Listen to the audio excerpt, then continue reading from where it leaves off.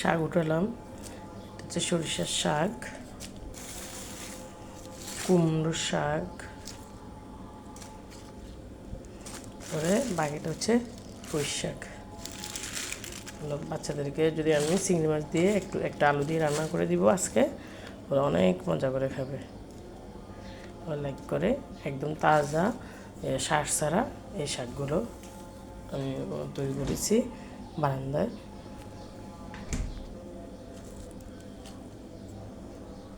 বাড়ি যাব, সেই জন্য কিছু কিছু শাক আমি উঠিয়েছি। গাছটা একটু থাকলো। আবার এখানে তো দেখা যাচ্ছে কিছু মরিচ গাছে মরিচও আসতেছে, ফুল আসতেছে, সাদা সাদা অনেকগুলো ফুল আসতেছে। হ্যাঁ, আশা করি বাড়ি থেকে এসে দেখবো। এখানে আমার দেখা যাচ্ছে আমার লেবু গাছে ফুল এসেছে, ফল এসেছে, আলহামদুলিল্লাহ। আমরা বাড়িতে যাব, প্রায় 10 থেকে 11 দিনের মতো থাকবো। তো এর মধ্যে ইনশাল্লাহ একটা ফান্ডিং ব্যবস্থা করে যাব। একজনকে বলে যাচ্ছি, করলা গাছে হয়তো বা কিছু করলা আসতে পারে।